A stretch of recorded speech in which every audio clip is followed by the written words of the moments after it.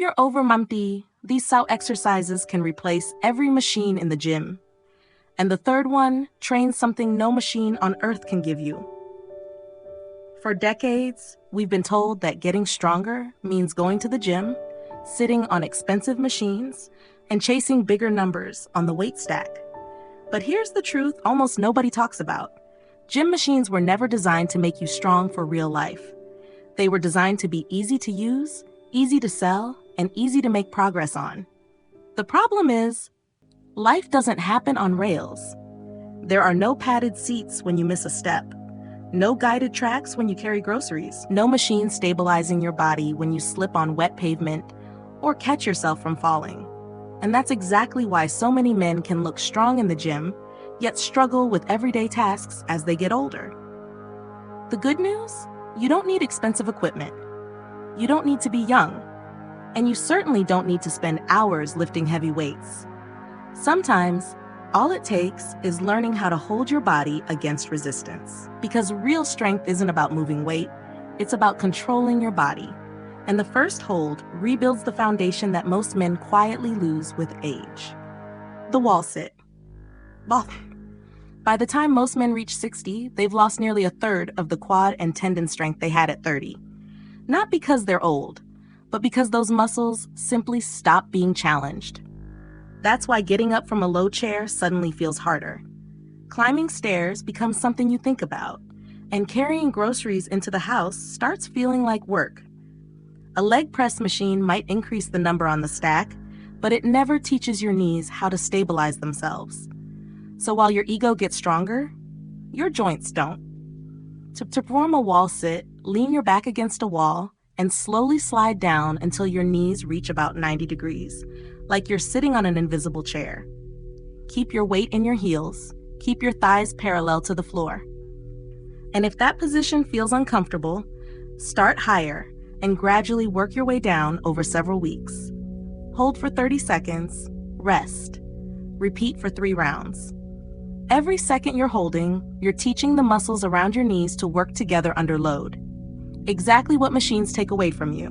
Within a few weeks, stairs stop feeling like an obstacle.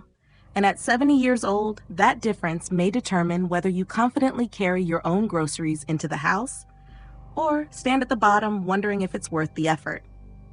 But strong legs are only useful if the thing sitting on top of them can stay stable.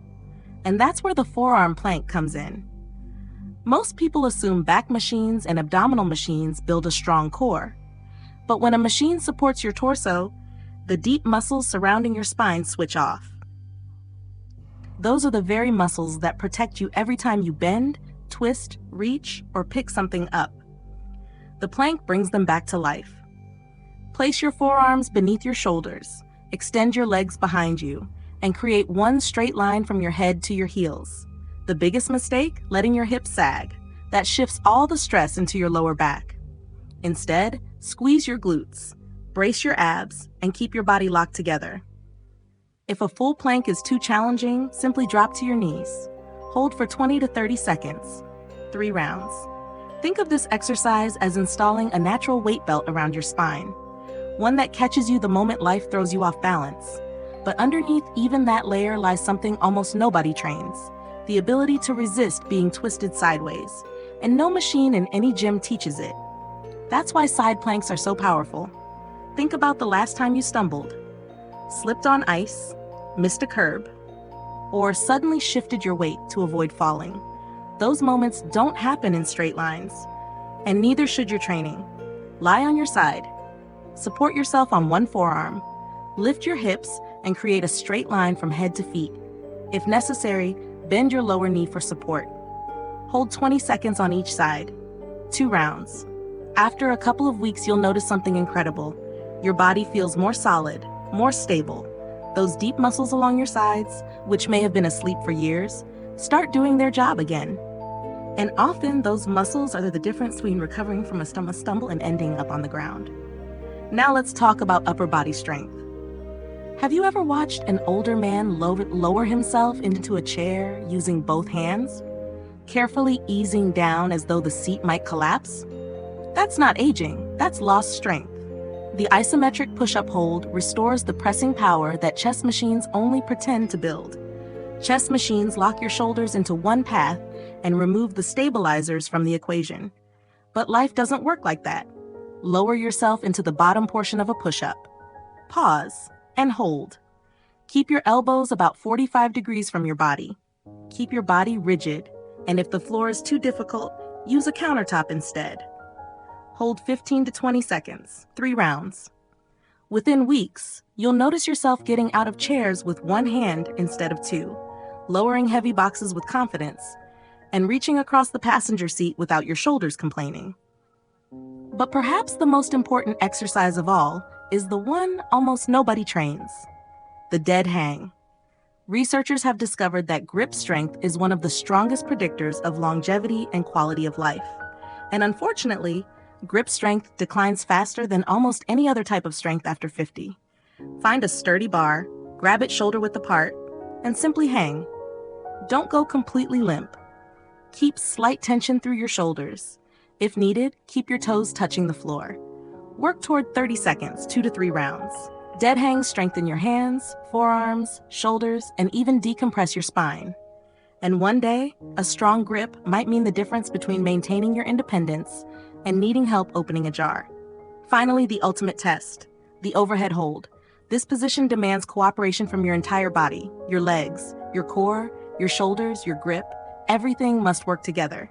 Take a moderate weight, a dumbbell, a water jug, even a loaded backpack. Press it overhead and hold. Keep your ribs down, brace your core, and avoid arching your lower back. Hold for 10 to 15 seconds per side, 2 rounds. This exercise reveals whether the previous 5 holds are truly working. Because overhead stability is where many men first begin to feel their age. And when something starts falling from a shelf, your body won't have time to think. It will only rely on what you've trained. So here's a simple weekly routine. Train 2 to 3 times per week. Wall sit for 3 rounds. Forearm plank for 3 rounds. Side plank for 2 rounds per side. Push-up hold for 3 rounds. Dead hang for 2 to 3 rounds. And finish with overhead holds for 2 rounds on each arm. Move slowly. Breathe steadily. And stop when your form breaks. Because pain is not the goal. Longevity is. At the end of the day, real strength isn't measured by how much weight you can lift inside a gym. It's measured by whether you can still climb stairs without fear. Carry your own groceries, get up from the floor, catch yourself when you stumble, and continue living life on your own terms. If you found this video helpful, make sure to hit the like button, share it with someone who wants to stay strong after 50, and subscribe to the channel for more science-backed strategies to build real strength, protect your joints, and stay independent for decades to come. Because sometimes, the difference between aging and aging well is just a few seconds of holding still.